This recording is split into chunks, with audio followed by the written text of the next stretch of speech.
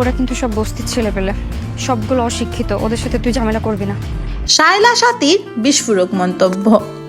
ছোট পর্দার সময়ের আলোচিত অভিনেত্রী শায়লা সাথী ইন্ডাস্ট্রিতে কাজের নানা অভিজ্ঞতা ও সমস্যা নিয়ে দীর্ঘ এক ফেসবুক পোস্ট দিয়েছেন তিনি। শায়লা সাথী লিখেছেন, আমি আজ কিছু আফসোস এবং খুব প্রকাশ করতে চাই। এখন সময় বদলানোর, তাই বলা উচিত আমি মনে করি। আপনারা অনেকে জানেন আমার অভিনয়ের যাত্রা প্রাঙ্ক কিংয়ের মাধ্যমে শুরু এবং এখনো পর্যন্ত চলমান। তবে আমি শুধু প্রাঙ্ক কিংয়ের সাথে কাজ করি, বাইরে কোনো ভালো কাজ করছি না কেন, আমি চুক্তিবদ্ধ, এমন অনেকে মনে করেন। এই ধারণা সম্পূর্ণ ভুল।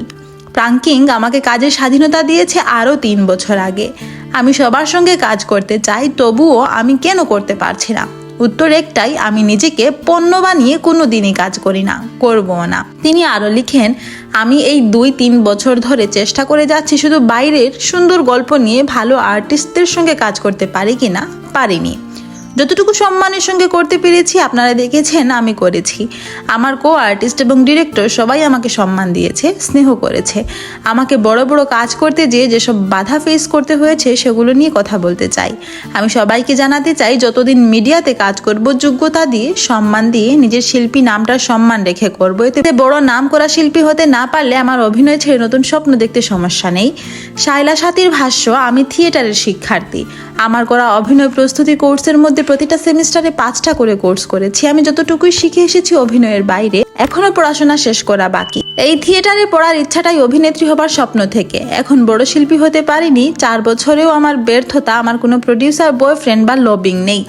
এমন অনেক ট্যালেন্টেড ছেলে মেয়ে আছে যারা আসলে কাজ করার উদ্দেশ্যে পড়াশোনা করে এসব সাবজেক্টে, কিন্তু সুযোগ কোথায়, কাজের পরিবেশ কোথায়? যত ভদ্রতাই দেখাই না কেন, যত শালীন পোশাক পরেই বড় বড় প্রডিউসারদের সাথে যে কাজের আগ্রহ প্রকাশ করি না কেন, সব কথার শেষ কথা, অনেক বড় বড় প্রজেক্ট আমি করতে পারবো আমার আত্মসম্মান ধুলোয় মিশিয়ে দিয়ে বাবার বয়সী একজনের গার্লফ্রেন্ড হতে পারলে। বিনোদন অঙ্গনের অভ্যন্তরীণ রাজনীতি ও নোংরামি নিয়ে দীর্ঘ পোস্টের শেষের দিকে তিনি লিখেন, আমি চাই আমার শিল্পী হিসেবে সম্মানটুকু, মূল্যায়নটুকু আমাকে দিয়ে কাজ আদায় করে নেন। অসম্মানজনক প্রস্তাব যারা করে মেয়ে আর্টিস্ট, তাদের ধরে ধরে মিডিয়াটা নোংরা মুক্ত করেন অনুরোধ। কাজ করতে চাই, কাজ করার পরিবেশ দেন। Thanks for watching. Please subscribe to my channel and follow for more.